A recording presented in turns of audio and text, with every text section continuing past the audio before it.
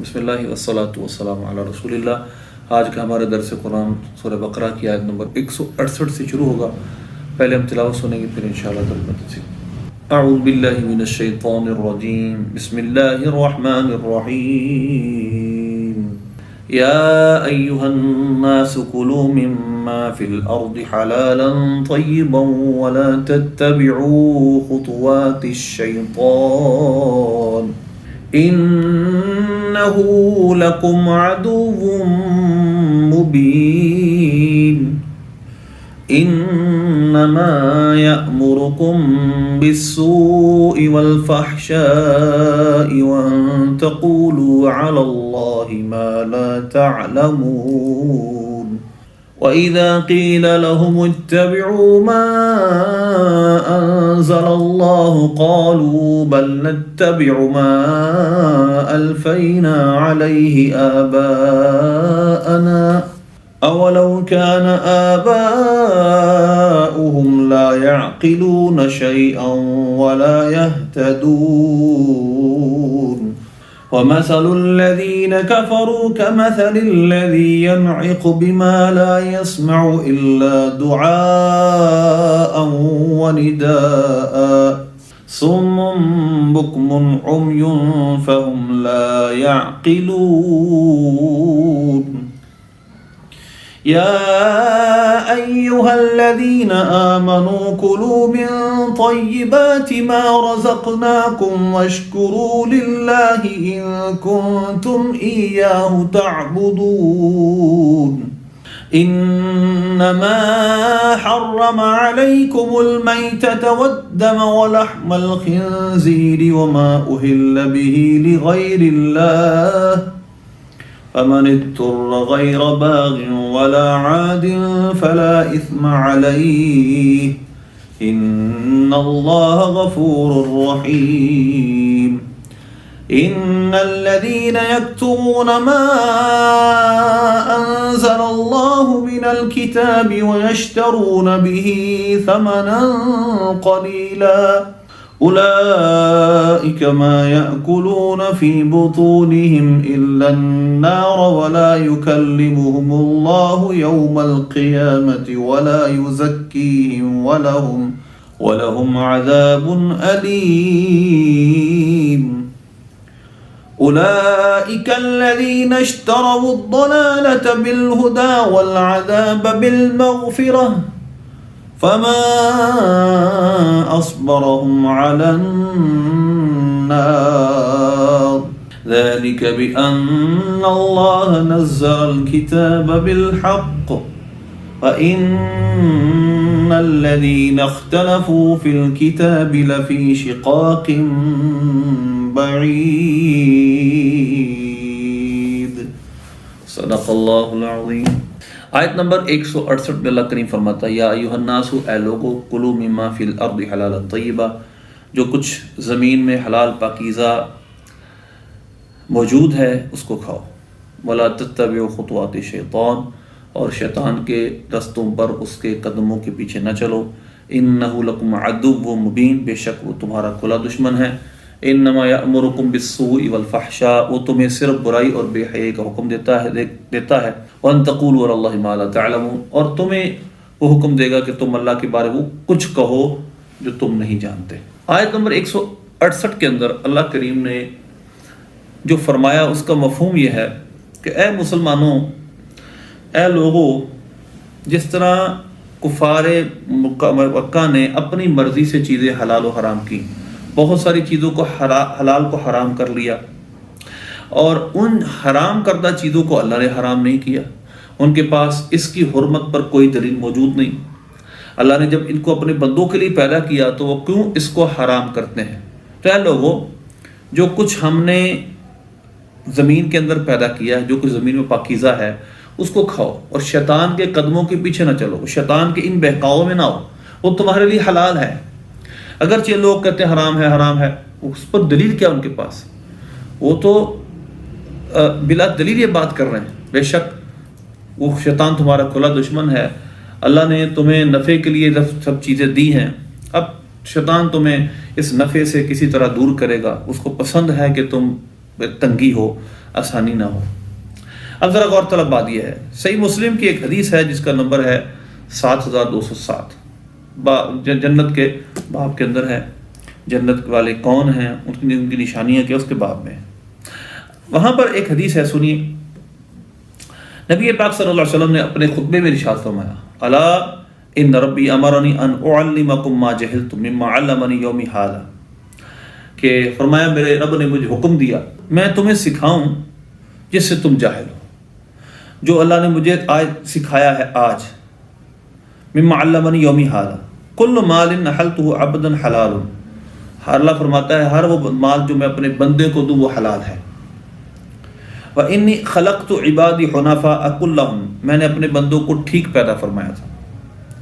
تو پھر کیا ہوا، وَإِنَّهُمْ أَتَتْهُمُ الشَّيَاطِينُ، ان کے پاس شیطان آئے،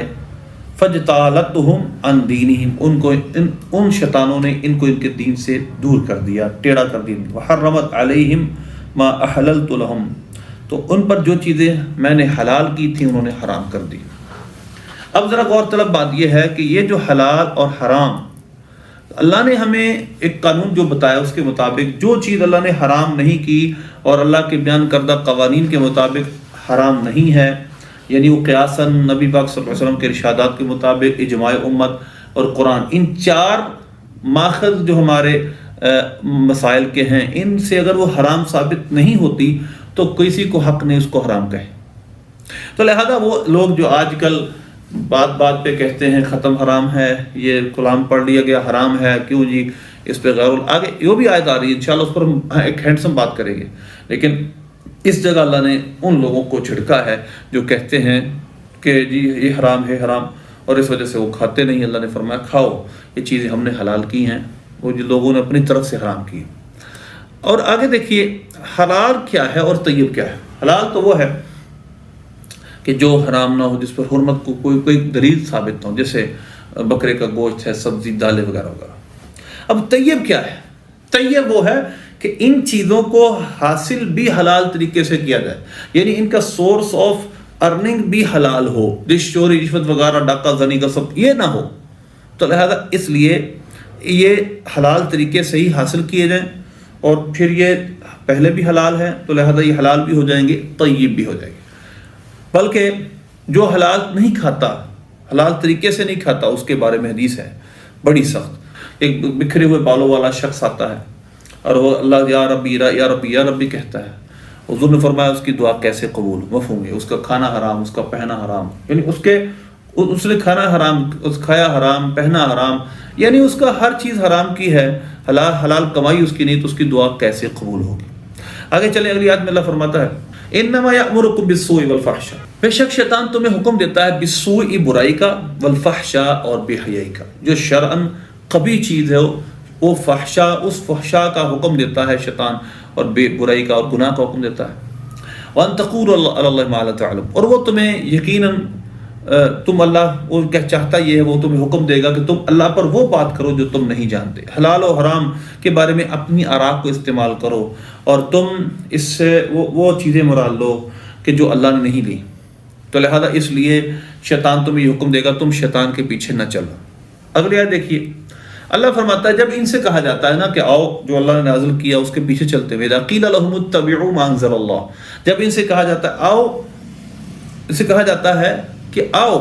اتباع کرو اس کی جو اللہ نے نازل کیا، اتبعوا ما انزل اللہ، قالوا بل نتبع ما الفینا علیہ آبانا، وہ کہتے ہیں ہم تو اس کی اتباع کریں گے، اس کی پیروی کریں گے جس پر ہم نے اپنے آبا و اجداد کو پایا۔ الفینا یعنی اس کا معنی ہوتا ہے وجدنا، جس جگہ ہم نے اپنے آبا و اجداد کو جس احکام پر پایا ہم تو اسی کی اتباع کریں گے۔ یعنی وہ اپنی مرضی سے سب کچھ کرتے تھے، حلال کو انہوں نے حرام کر دیا، اور جو اس کے بعد دلیل ہے نہیں ہے، لیکن ہم تو اپنے والدین کی مانیں گے، آبا و اجداد کی، سسٹرز کی مانیں گے۔ تو اس لیے وہ دلیل کے بغیر ان چیزوں کو حرام کہتے ہیں۔ اولو کان آباؤہم لا یعقلون شیئا ولا یہتدون، آبا و اجداد کی پیروی ہر جگہ بری تو نہیں، تو اللہ ان کو فرماتا ہے اگرچہ ان کے آبا و اجداد بے عقل ہوں، کچھ نہ جانتے ہوں اور ہدایت یافتہ نہ ہوں، اگر کسی کے بڑے سلف صالحین ہدایت یافتہ ہوں، عقل مند ہوں، تو ان کی اتباع تو کی جا سکتی ہے۔ ان کے آبا و اجداد تو بے عقل تھے، بے ہدایت تھے، وہ تو بالکل اپنی مرضی سے اللہ کے احکام میں چھیڑ خانی کیا کرتے تھے، اور اس کو تبدیل کیا کرتے تھے۔ اپنی مرضی سے حلال و حرام کے قوانین بنائے تھے انہوں نے، جس کو چاہتا تھا حرام کر لیتے تھے. تو لہذا اللہ فرماتا ہے اگر جن کے آباء و اجداد ایسے ہوں پھر بھی ان کے پیچھے چلیں گے. الفینا کا معنی ہوتا ہے الفت سے بنا، جس کا معنی ہوتا ہے پانا. و الفیا سیدہ قرآن پاک میں ہے، اس کا معنی ہوتا ہے کسی کو کسی چیز پہ پانا. مثل الذین کفروا، اور کافروں کی مثال کیسی ہے؟ کمثل الذی ينعق، اس کی طرح ہے کہ جو ایسے کو پکارے جو خالی چیخ و پکار کے سوا کچھ نہیں سنتا. یہ کفار صم بکم عمی فهم لا یعقلون، بہرے گونگے اندھے ہیں، یہ سمجھتے نہیں. یعنی حضور صلی اللہ علیہ وسلم ان کو مسلسل دعوت دیتے تھے، مسلسل دین کی طرف بلاتے تھے. یہ کافر سنتے تھے لیکن ان پہ نفع کچھ نہیں ہوتا تھا، ان کو کوئی فائدہ اس سے نہیں ہوتا تھا. اسی طرح ہے جس طرح جانوروں کا ایک ریوڑ ہو، ایک جانوروں کا چھتا جا رہا ہو، اس کا مالک انہیں آواز دیتا ہے، محض ان کو آواز سنتی ہے. وہ الفاظ کی معنی کیا ہے ان کی کوئی فہم نہیں ہوتا، کلام کا مفہوم نہیں سمجھتے، صرف وہ آواز ان کو سنتی ہے مالک کی. تو لہذا یہ کافر ایسے ہی ہیں، آوازیں سنتے ہیں لیکن ان الفاظ کی جو تاثیر ہے ان کے دل پر اثر نہیں کرتی. یہ گنگے بہرے اندھے ہیں، یہ سمجھ نہیں رکھتے. تو یہ وعظ و نصیحت سنتے ہیں لیکن اس وعظ و نصیحت کا ان کے دل پر کوئی اثر نہیں ہوتا. اگلی آیت دیکھیے، یا ایھا الذین آمنوا کلوا من طیبات ما رزقناکم، اے ایمان والو کھاؤ ہماری دی ہوئی پاکیزہ چیزوں میں سے. وہی پیچھے تسلسل چل رہا ہے. اللہ نے اسی شبے کو مسلمانوں سے دور کیا ہے. کفار جن کو حرام کہتے ہیں ان کو تم حرام نہ سمجھو، جب تک اللہ نے کوئی چیز حرام نہیں کی. تو اصل الاشیاء اباحت کے تحت اصل چیزوں میں اباحت ہے، اس اصول پر عمل کرتے ہو، کھاؤ ہماری دی ہوئی پاکیزہ چیزوں میں سے. واشکروا للہ، اللہ کا شکر ادا کرو، ان کو تم یہ تعبدون، اگر تم اسی کی عبادت کرتے ہو. اب اللہ نے یہ شبہ کہ حرام کیا کیا ہے، اللہ نے اس کو بیان کیا جو اللہ نے حرام کیا ہے، اور باقی چیزیں اس کے علاوہ جو اللہ رسول نے حرام نہیں کی وہ سب حلال ہیں، یا ان اصولوں کے تحت جو اللہ رسول نے بیان کیے ہیں اس کے تحت حرام ثابت نہیں ہوتی، وہ سب حلال ہیں. ان کے کافروں کے پیچھے چلتے ان کو حرام نہ سمجھو. انما حرم علیکم المیتۃ والدم ولحم الخنزیر، تو اس نے تم پر صرف مردار، ودم خون، ولحم الخنزیر اور خنزیر کا گوشت، اما اہل بہ لغیر اللہ، اور جس پر وقت ذبح غیر اللہ کا نام لے لیا گیا وہ حرام کیا. فمن اضطر غیر باغ ولا عاد، اور جو مجبور ہو گیا حالانکہ وہ نہ خواہش رکھنے والا باغ ولا عاد، اور نہ ضرورت سے آگے بڑھنے والا، نہ تعدی کرنے والا، فلا اثم علیہ، اس پر کچھ گناہ نہیں. اگر اتنا کھا لے ان چیزوں میں سے بھی کسی جس سے جان بچ جائے اور کوئی جان بچانے کے لیے کوئی چیز موجود نہ ہو تو اس پر کوئی گناہ نہیں. ان اللہ غفور رحیم، بے شک اللہ بخشنے والا مہربان. اس آیت کو لے کر غیر مقلدین آج کے دور کے وہابیہ بہت شور بچاتے ہیں اور ختم وغیرہ، تیجا وغیرہ یہ سب حرام ثابت کرتے ہیں، اولیاء کی نیاز کو حرام ثابت کرتے ہیں، حالانکہ اس آیت میں ان کے لیے کوئی ایسی دلیل نہیں. اللہ نے چند چیزوں کو حرام کیا جہاں پر ایک مردار ہے، خون ہے، اور دوسری آیت میں دم مسفوح ہے، لحم خنزیر ہے، خنزیر کا گوشت ہے، اما اہل بہ لغیر اللہ. اب یہاں پر وہ کہتے ہیں غیر اللہ کا جس پر نام چھپا گیا، حالانکہ ایسا نہیں ہے. دنیا جہاں کی ہمارے بزرگوں کی تفاسیر میں یہی لکھا ہے کہ جس پر غیر اللہ کا نام بوقت ذبح لے لیا گیا وہ حرام ہے. اور یہی تفسیر اس کی ہے کیونکہ پیچھے بہت ساری آیت آگے بھی آئیں گی جن پر بتوں کے نام وہ لیتے تھے. اللہ نے فرمایا وہ صاحبہ بحیرہ حامہ ہم نے حرام نہیں کی، یعنی جب تک بوقت ذبح غیر اللہ کا نام نہیں لیا گیا وہ حرام نہیں ہے. تو لہذا ذبح علی اسم غیر، جلال میں یہی لکھا ہے. اور کیونکہ احلال کہتے ہیں رفع الصوت، آواز کو بلند کرنا جب چاند کو دیکھا جائے، تو کیونکہ ذبح کے وقت بسم اللہ اللہ اکبر کہا جاتا ہے، آواز بلند کی جاتی ہے. تو غیر اللہ کا نام وہ بسم اللہ اس میں عزا کے نام پر ذبح کرتے تھے تو اس کو حرام کر دیا گیا کہ وہ جانور حرام ہو جائے گا اگر اس طرح ذبح کیا گیا. اس کے علاوہ جو تفسیر اس کی وہابیہ بیان کرتے ہیں وہ قطعاً ہماری بزرگوں کی تفاسیر میں اور احادیث سے میچ بھی نہیں کرتی. انشاءاللہ پھر اس پہ تفصیلی بات کریں گے آگے سورہ مائدہ کے اندر انشاءاللہ یہ آیات آئیں گی. اب ذرا دیکھیے اللہ فرماتا اس کے علاوہ جو مجبور کو اضطرار، یہ اضطرار باب افتعال سے مجہول کا صیغہ ہے، اس کا معنی مجبور کر دیا گیا. اصل میں دارارہ سے بنا درم، تو یہاں پر تا افتعال کو تو سے بدلا، تا کا تا ادغام تا سے بدل، تا افتعال کو تو سے بدل دیا تو اضطر ہو گیا. اصل میں یہ را کا را میں ادغام پہلے ہی ہو چکا تھا مجرد میں. من اضطر غیر باغ، جو مجبور کر دیا گیا اب ہائی حالی غیر باغ، اس حال میں کہ وہ خواہش رکھنے والا نہ ہو، ولا عادل، نہ ہی حد سے بڑھنے والا ہو، تعدی کرنے والا بھی نہ ہو، فلا اثم علیہ، تو اس پر اگر اس طرح استعمال کر لے جان بچ جائے تو کچھ گناہ نہیں، بے شک اللہ بخشنے والا مہربان ہے. اب اللہ یہودیوں کی مذمت بیان کرتا ہے اگلی آیت میں، ان الذین یکتمون ما انزل اللہ من الکتاب بے شک وہ لوگ جو چھپاتے ہیں جو اللہ نے نازل کیا کتاب میں سے، وَيَشْتَرُونَ بِهِ ثَمَنًا قَلِيلًا، اس کے بدلے تھوڑا دام لیتے ہیں، ذلیل قیمت دنیا کی وصول کرتے ہیں، أُولَٰئِكَ مَا يَأْكُلُونَ فِي بُطُونِهِمْ إِلَّا النَّارَ، وہ اپنے پیٹوں میں نہیں بھرتے مگر آگ کو، وَلَا يُكَلِّمُهُمُ اللَّهُ يَوْمَ الْقِيَامَةِ، اور اللہ ان سے قیامت کے دن نہ کلام کرے گا، وَلَا يُزَكِّيهِمْ، اور نہ ان کو پاک کرے گا، وَلَهُمْ عَذَابٌ أَلِيمٌ، ان کے لیے دردناک عذاب ہے۔ کتنے آیات باری تعالیٰ، یہ یہودیوں کا ایک مشغلہ تھا کہ وہ اللہ کی آیتوں کو عیسائی بھی چھپاتے تھے، یہودی بھی چھپاتے تھے، اپنے مطلب کی آیتیں بیان کرتے تھے اور جو باقی آیتوں کا مفہوم اپنے اعتبار سے بیان کرتے تھے، اور اس کو تبدیل کر کے سرداروں کے لیے نرم حکم اور ان سے تحفے وصول کرتے تھے اور عوام کے لیے سخت حکم بیان کرتے تھے، اور نبی پاک صلی اللہ علیہ وسلم کی نعت کو بھی وہ چھپاتے تھے۔ اللہ نے فرمایا بے شک وہ لوگ جو اس کو چھپاتے ہیں جو اللہ نے نازل کیا ہے، اور اس سے وہ دنیا کا ذلیل اور ثمن قلیل تھوڑا مال لینا چاہتے ہیں، وہ اپنے پیٹوں میں، اپنے بطون میں، بطن کی جمع، اپنے پیٹوں میں نہیں بھرتے مگر آگ کو، اور اللہ نہ ان سے کلام کرے گا، نہ ان کو پاک کرے گا، اور ان کے لیے دردناک عذاب ہے۔ اگلی آیت دیکھیے، اللہ ان کی مزید مذمت بیان کرتا ہے، اولئک الذین اشتروا الضلالۃ بالہدی، یہ وہ لوگ ہیں جنہوں نے گمراہی کو ہدایت کے بدلے خریدا، والعذاب بالمغفرہ، اور عذاب کو مغفرت کے بدلے خرید لیا، مغفرت چھوڑ دی اور عذاب خرید لیا۔ یہ دنیا کا زرین مار لے کر نبی پاک صلی اللہ علیہ وسلم کی نعت و منقبت چھپا کر، لوگوں کے ایمان سے دور کر کے، لوگوں کے لیے اپنی مرضی سے فیصلے ہلکے اور سخت کر کے، فما اصبرهم النار، تو یہ لوگ کتنا آگ کو برداشت کرنے والے، یہ تعجب ہے، یہ مومنوں کی طرف سے تعجب ہے۔ امام صاحب جلال لکھتے ہیں، وَهُوَ تَعْجِيبٌ لِلْمُؤْمِنِينَ مِنْ ارْتِكَابِهِمْ مُوجِبَاتِهَا مِنْ غَيْرِ مُبَالَاةٍ فَأَيُّ الصَّبْرِ لَهُمْ، یہ آگ پر کتنا صبر کرنے والے ہیں، یعنی ان کو پتہ ہے، ان کو بتایا جا رہا ہے آگ میں جاؤ کہ،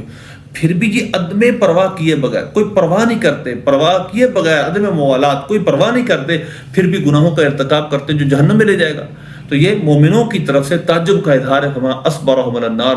یہ کتنے آگ پر صبر کرنے والے کافر، ان کو پتہ بتایا جا رہا ہے، پھر بھی یہ آگ کے موجبات پر، جو آگ میں لے جانے والی چیزوں پہ عمل کرتے ہیں۔ اگلی آیت میں اللہ فرماتا ہے، ذالک بان اللہ نزل الکتاب بالحق، یہ اس لیے کہ اللہ نے حق کے ساتھ کتاب کو یعنی قرآن کو نازل کیا، فإن الذین اختلفوا فی الکتاب لفی شقاق بعید، بے شک جو کتاب میں اختلاف کرتے ہیں وہ شقیق بعید میں ہیں، وہ دور کی مخالفت و ضد میں ہیں، ان کے اندر صرف ایک مخالفت ہے، وگرنہ وہ جانتے ہیں یہ وہی نبی ہیں جن کا تذکرہ تورات و انجیل میں ہے، اور آج تک اور قیامت تک لوگ قرآن کی حقانیت کو جانتے رہیں گے، لیکن ضد کی وجہ سے بہت سارے لوگ نہیں مانیں گے۔ اللہ سے دعا عمل کی توفیق عطا فرمائے۔